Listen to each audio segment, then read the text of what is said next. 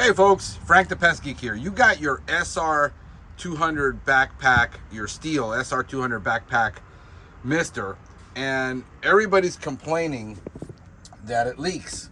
That, it'll just, you lay it down and it just starts leaking from here even after it's turned off. Well, let me show you what the problem is. It's this little piece right here, okay? And it's actually not this piece. This is the one that goes, lost my little, there's my spring, no worries. I got it in there. It goes there, this hose, goes all the way here. That hose goes in there.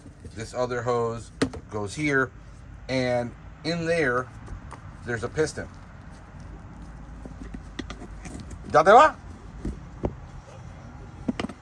Oh, para buscarlo. All right.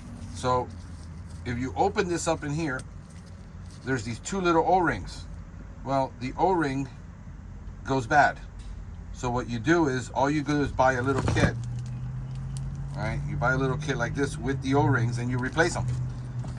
And that's pretty much it. And then I would just replace this, grease them a little bit, put it back in there, and you're good to go. The reason these wear out is we use a lot of 25B products.